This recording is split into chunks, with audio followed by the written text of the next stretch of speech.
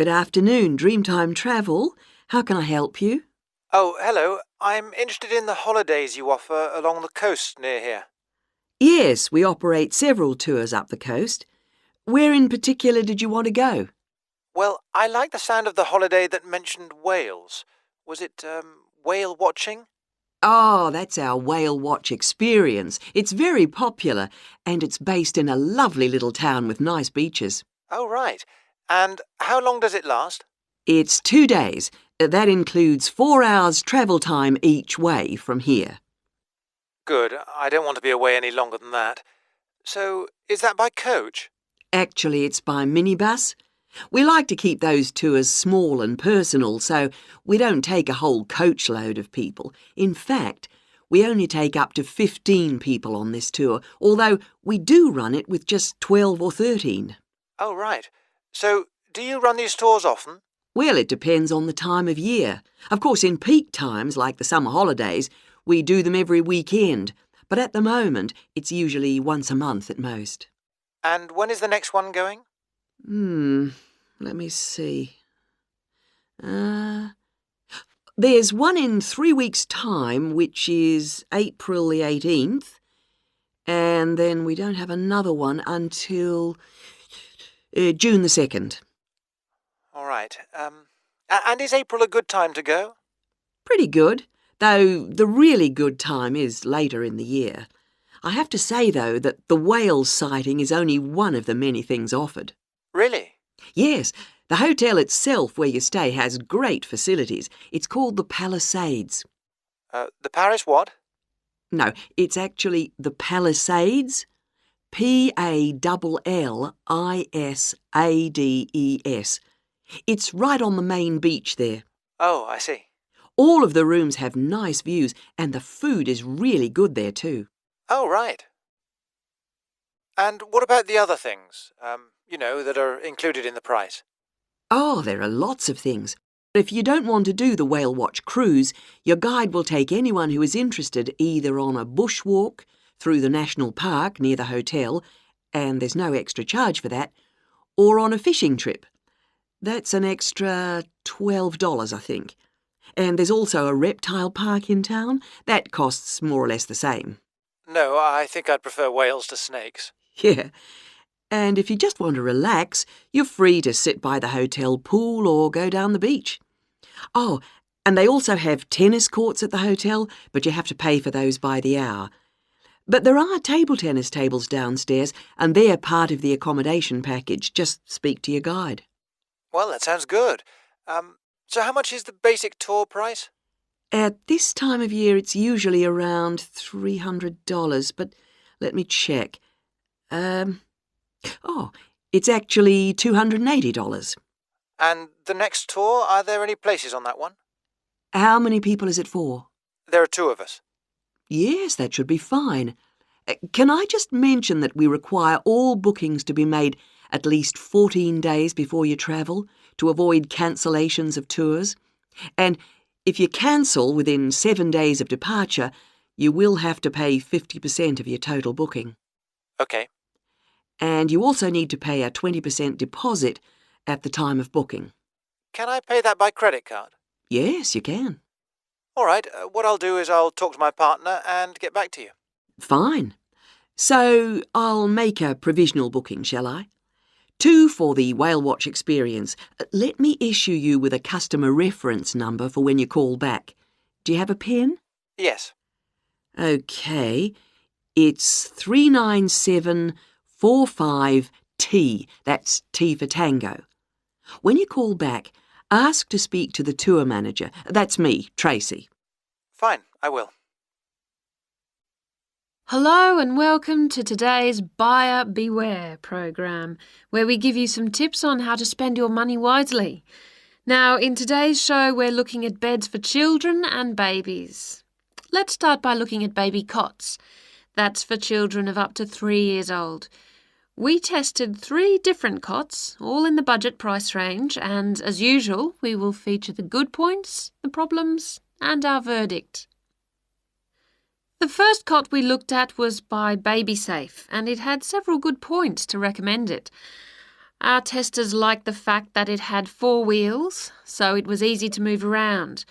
The only slight problems with this cot were that it had no brakes, but they didn't think that mattered too much. At first they were a bit concerned about the side bar because they felt babies could trap their fingers in it. But our testers felt that this was unlikely to happen, so they've given this one a verdict of satisfactory. The next cot was by Choice Cots, and this time our testers were pleased to find a cot which is simple to put together, unlike others we looked at. On the minus side, our testers did not like the fact that the side of the cot did not drop down, making it difficult to pick up newborn babies. However, the real problem with this cot was the space between the bars. Our testers found they were too wide and a baby could easily trap his head. We felt this was a real safety hazard, and so we've labelled this one dangerous, I'm afraid. And finally, better news for the Mother's Choice cot. This cot was slightly different in that although the sidebar did not drop down, the base could be raised or lowered into 2 different positions, making it safe as well as convenient. The negatives for this one were quite minor. The only niggle everyone had was the fact that it has no wheels, and the only other problem anyone could find was that there were pictures, which were simply stuck on and so could easily become detached. The makers have now promised to discontinue this practice. As this cot will then be safe in every way, we have made the Mother's Choice cot our best buy. Congratulations, Mother's Choice. So what features should you look for in a baby's cot? Well, obviously, safety is a very important factor, as well as comfort and convenience. We recommend that if you are buying a cot, do make sure that any metal present is not rusted or bent in any way. You should ensure your cot has only rounded or smooth edging without any sharp edges. This is especially important for wooden cots. And now, on to beds for toddlers. Excuse me, I was told to come here for advice about management diploma courses. You've certainly come to the right place. Hi, my name is Monica. Nice to meet you. My name is Andrew Harris. So, Andrew, have you seen our diploma course prospectus yet? Yes, I've already looked at it. In fact, I thought the information on course content was really useful. But I'm afraid I'm a bit confused by all the different ways you can do the course. Full-time intensive, part-time, and so on. Mm-hmm. Well, let's see if I can help. I think each course type has its advantages and disadvantages, so it really depends on you, your own study habits, and your financial circumstances, of course. Are you working at the moment? Yes, I've been working in the administration section of the local hospital for the last 3 years. Mm-hmm. And before that, I worked in the office of a computer engineering company for 2 years. So I've got about 5 years of relevant work experience. Mm-hmm. And what I'm hoping to focus on is personnel management. I see. And are you planning to leave your current job to study, or are you thinking about just taking a year off?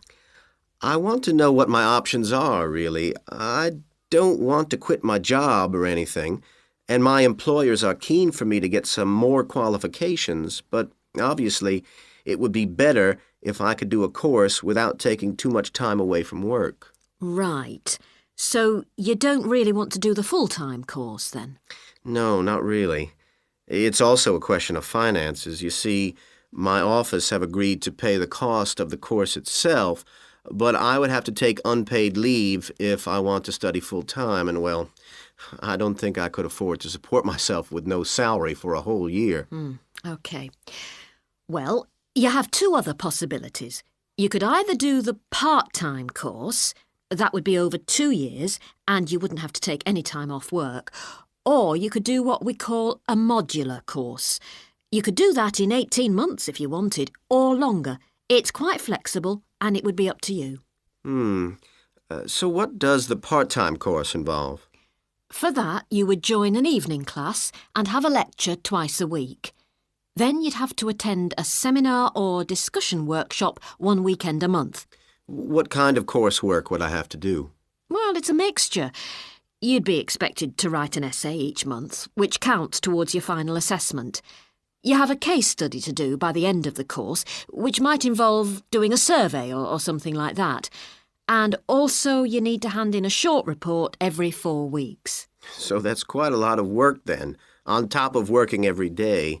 It sounds like a lot of studying, and really tiring. Yeah, you certainly wouldn't have much free time.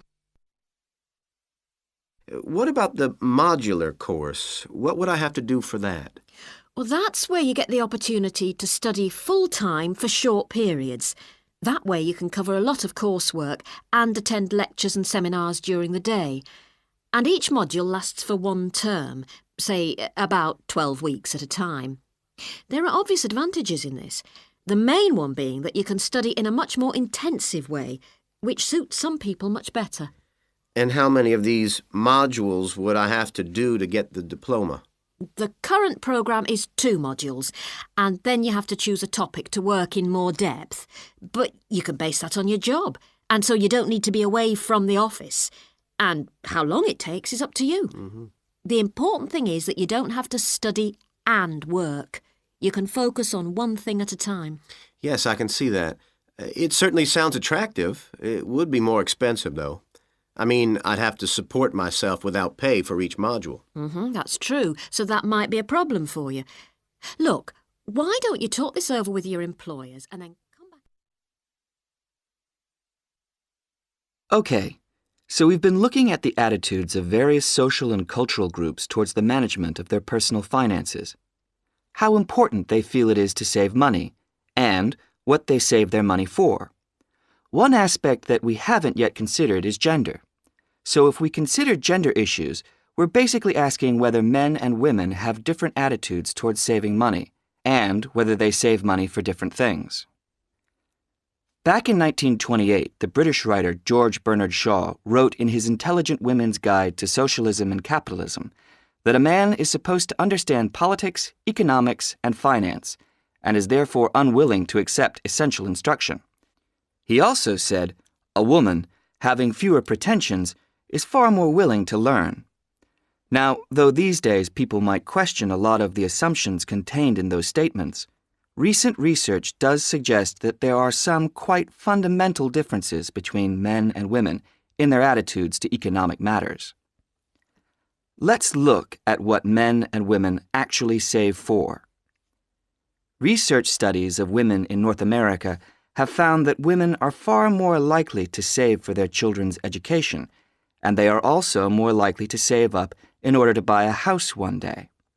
The same studies have found that men, on the other hand, tend to save for a car, which, by the way, takes a surprisingly large amount of the household budget in North America. But the other main priority for men when saving money is their retirement. When they're earning, they're far more likely to put money aside for their old age than women are. Now, this is rather disturbing, because, in fact, the need for women to save for their old age is far greater than for men. Let's consider this for a moment.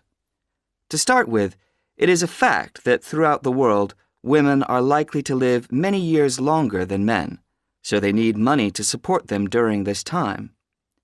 Since women are likely to be the ones left without a partner in old age, they may therefore have to pay for nursing care, because they don't have a spouse to look after them. Furthermore, the high divorce rates in North America are creating a poverty cycle for women. It is the divorced women who will most often have to look after the children, and thus they need more money to look after not just themselves, but others. So what can be done about this situation?